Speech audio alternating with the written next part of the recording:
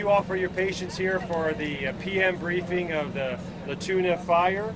We're going to have 3 speakers today. We're going to have the Los Angeles Mayor, Garcetti. We're going to have the Los Angeles Fire Chief, Ralph Terrazas, and we'll have Supervisor Barger. And afterwards, that's Supervisor Barger.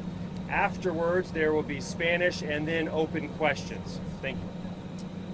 Thanks so much. Thank you all again for being here.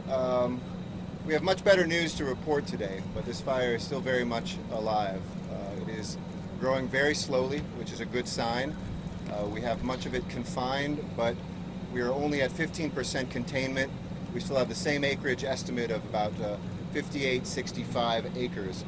And first and foremost, on behalf of all of the elected officials here and the fire and police personnel, I want to thank the men and women who have been out there on the line. We've had some good days behind us. We expect some good days ahead of us. But as everybody else has been sweating this out, they've been doing it on the line. We've only had 4 injuries, as you heard yesterday. There were 2 folks that had severe dehydration. We had some minor burns today, and there's somebody who had an allergic bee sting yesterday. But that is, considering something of this size, really a miracle, and speaks to the skill of these agencies and the way that they have worked so well together. Let me start also by thanking Governor Brown for his emergency declaration, following on the declaration of the City of Los Angeles and the county. That now covers also Glendale and Burbank, and makes sure that we get the resources that we need.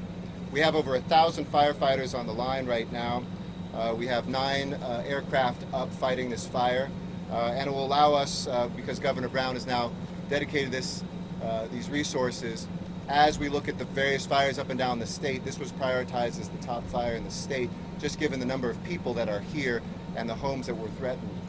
We've only had 10 people in the city of Los Angeles who have gone into our shelters. Of the about 1,400 people who took temporary shelter at a friend's house or elsewhere, 90% have returned. We expect that to be close to 100% tonight, which is a great sign that people can go home. Though we are encouraging people, because of the air quality, to stay indoors, try to get filtered air conditioning, whatever you can to make sure, especially with folks who have pulmonary diseases or asthma, to make sure that the impact of the ash that is still going to be with us for a number of days is lessened. We've been able to hold off most threats to homes so far. 3 homes have been destroyed, but no, again, loss of life with those. And a shed, a 4th structure, was also destroyed in here. This was on the LA City side as well. If you're nearby and not subject to an evacuation order, again, please be mindful of your health and safety. We do have our shelters open. As I said yesterday, your pets are welcome. Don't find any excuse not to be there if you feel threatened and if anything happens. Now, as confident as I am on the men and women who are fighting this fire, because of the rain, the changing weather, that means there have been some very strong winds. And there are still embers that are as much as 1,000 degrees still smoldering. So 50-mile-an-hour winds can pop those embers someplace. We do not have this fire contained, but we do have, I think, a good sense of, in the next day or 2, how we can bring this fire to rest. So with that, let me turn it over to our Los Angeles City Fire Chief, who's been doing an extraordinary job with his men and women, Ralph Terrazas. He's one of a number of agencies that have been here, but thank you, Chief, for your men and women's work, and I'll give you a briefing on some of the tactical work that we're doing on the fire. Chief Terrazas. Thank you, Mayor. Since real early in this incident on Saturday morning, we started this incident Friday, 2 o'clock. Saturday, we evolved into a unified command with the Los Angeles City Fire Department, Los Angeles County Fire Department, Glendale Fire Department, Burbank, CAL FIRE, Cal OES, LAPD, LA County Sheriffs, and many, many more. So it's been a seamless command structure, and we're working very, very well. Now, in terms of update to specific items, the freeway closure on the 210, we are currently assessing as we speak, and we hope to have, I'll wait a moment for one of our helicopters to pass. We're assessing the 210 freeway as we speak. Our goal is to reopen it tonight, no later than tomorrow morning. So I think that's really good news. In terms of weather, we were very fortunate today. As some of you know, that we actually had a pretty good downpour for a few minutes. It did help us for a few minutes, but it also brought some erratic winds. So it was kind of a mixed blessing, but the good news for tonight and the subsequent days is that the temperatures are being reduced each day, humidity is going up, and it is favorable. We made significant progress today. That will continue. In terms of evacuations, mandatory evacuations, in the city of Los Angeles, we will have a determination by 8 o'clock tonight, the status of that. I can report right now that in Burbank, they have lifted all evacuation orders. That is in Burbank. In Glendale, they will lift their mandatory evacuation orders at 6 p.m. Now, in terms of our firefighter injuries, the mayor covered that. I just returned from driving around the perimeter of the fire, talking to a lot of our firefighters. Many of our firefighters from all the different agencies, they're very exhausted. They're very, very tired. So I'm very proud of their effort. I'm very cognizant that they put a lot of effort into this fire. We're looking to give them a break. I think the weather is going to allow us to do that. And finally, I want to say thank you to the community, to the people of Los Angeles. As I passed Fire Station 77, there were truckloads of donated water and socks and snacks. We're very well nourished, so thank you very much. And we will give you updated information, as I said previously, around 6 or 8 o'clock, whenever we have that information for you. We've been blessed to have a number of elected officials here. I want to thank them publicly.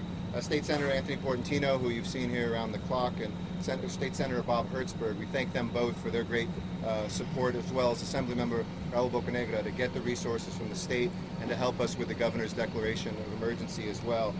We've also had, of course, here local Councilmember Monica Rodriguez, the mayor of Glendale, Vartan Garcetti, and also Paula Devine, Councilmember from Glendale.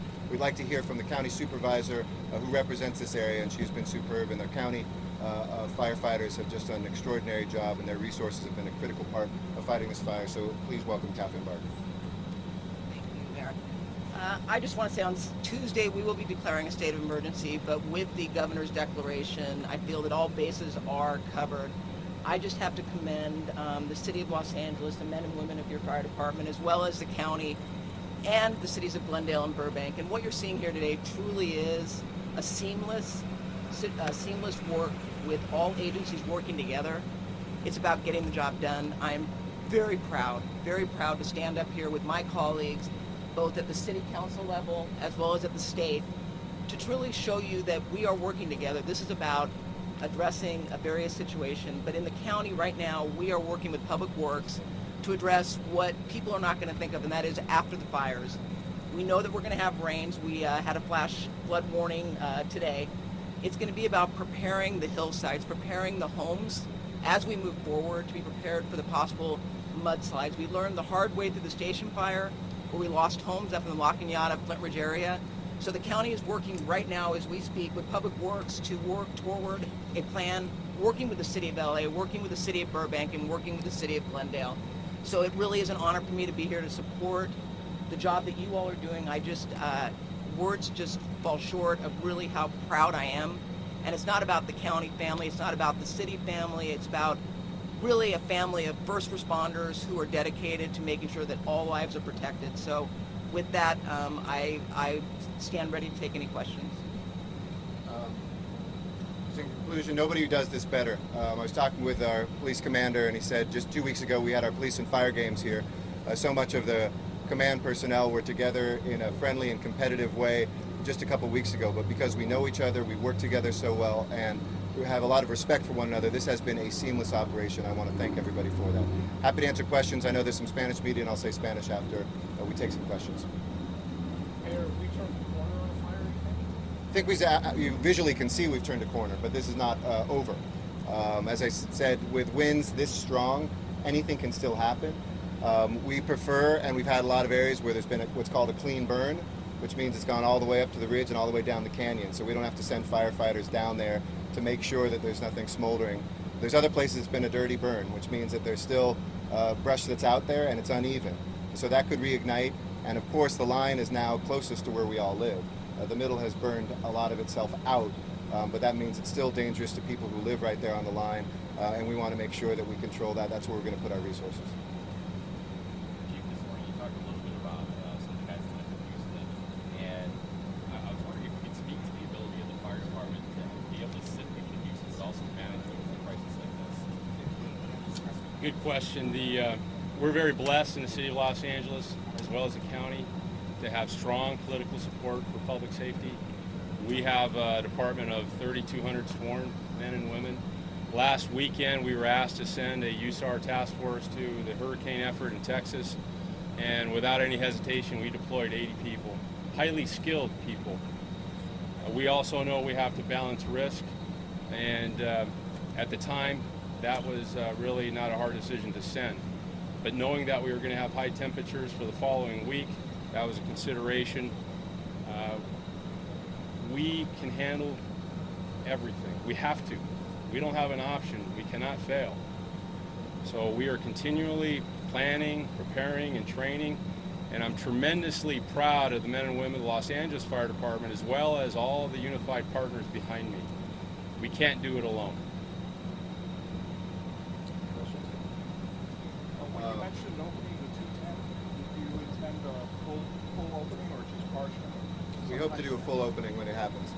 That is our intention. We're working together with CHP, making that determination. En español, quiero reconocer y agradecer a los hombres y las mujeres valientes, a los miembros del Departamento de los Bomberos, quienes han estado trabajando sin parar para combatir este incendio.